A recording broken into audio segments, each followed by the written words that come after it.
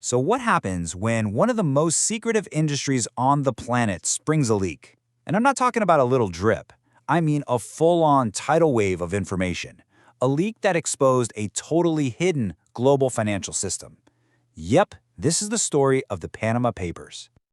To really get your head around the scale of this, let's just start with one number, 11.5 million.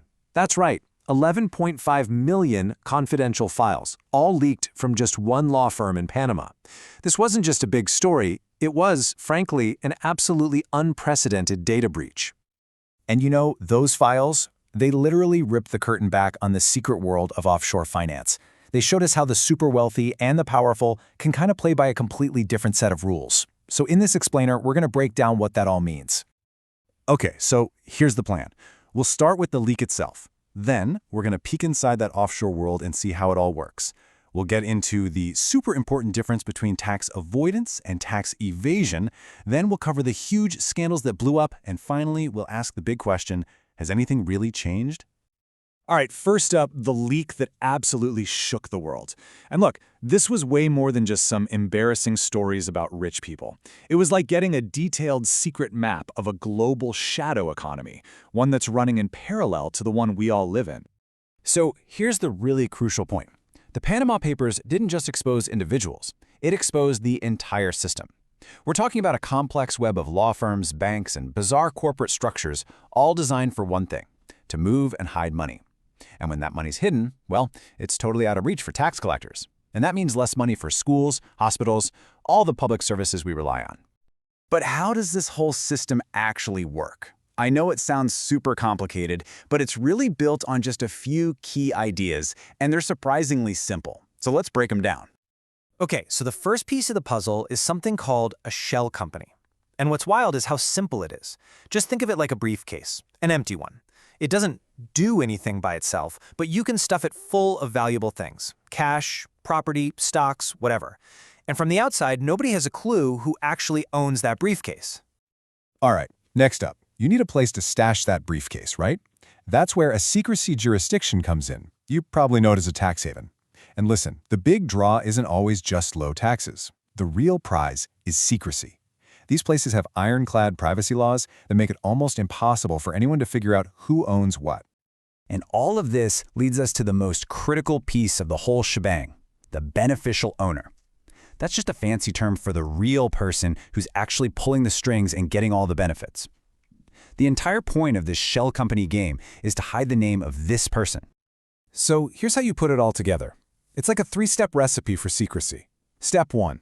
Create that shell company in a tax haven. Step 2. Move your assets, your money, your property, into it. And boom, step 3, just like that, the paper trail that leads back to you, the real owner, is buried under mountains of corporate secrecy. It basically vanishes. Now, I know what you're probably thinking. This all sounds super illegal, right? And yeah, some of it definitely is. But the thing is, this whole offshore world operates in this really tricky gray area. And it all comes down to the difference between two very important words, avoidance and evasion. Okay, so on one hand, you've got tax avoidance. This is when you use legal loopholes, clever accounting, let's say, to shrink your tax bill. Now, you might not like it, it can be really controversial, but it's technically not breaking the law. Then on the other hand, you have tax evasion, and that is 100% illegal. That's when you're deliberately and illegally hiding your money to dodge paying taxes. But here's the key takeaway. Whether it's legal or illegal, both of these things drain a country's treasury. And the Panama Papers, they found evidence of both. A lot of it. So when this gigantic mountain of data finally went public back in 2016, the fallout was just immediate and global.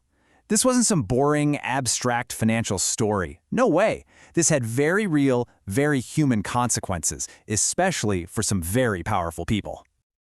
I mean, just look at how fast things happened. The story breaks in April 2016. Just days later, the Prime Minister of Iceland is out. He resigns after massive protests over his family's secret offshore company. And that was just the first domino to fall. It set off this incredible chain reaction. Investigations, more protests all over the world, and within a year, governments had clawed back over $1 billion in taxes. Just incredible. And it was perfectly summed up by Transparency International, who said, and I'm quoting here, These findings show how deeply ingrained harmful practices and criminality are in the offshore world. And that really gets to the heart of it, right? These weren't just a few bad apples. It was a sign that the whole system was sick. So that leads us to the million-dollar question, doesn't it? After all that outrage, all the protests, all the resignations, has anything actually changed? Did the leak really lead to a more transparent world? Well, there has been some progress for sure. A lot of countries brought in new rules to force more transparency about who that beneficial owner really is. Governments are also sharing more information with each other, and there is definitely way more public pressure now for so-called tax justice. But let's be real here. The problem is nowhere near solved. This offshore industry is incredibly good at adapting, and you've still got powerful people and groups fighting tooth and nail against full transparency. That global shadow economy, it didn't just vanish overnight. Which kind of leaves us with some pretty big questions to think about. Do these massive leaks actually create real, lasting change? Or are they just short-lived scandals? Something that grabs our attention for a week or two, and then we all just move on. And what about the other side of the coin? I mean, some people argue these places provide legitimate, necessary financial services. So how are governments supposed to balance that against the obvious harm it does to tax revenues? The money that pays for our roads and schools. And that really brings us to the final, big-picture question. What would it actually take, what would we have to do to build a truly effective global system for financial transparency? What needs to change to finally shut down this shadow economy once and for all?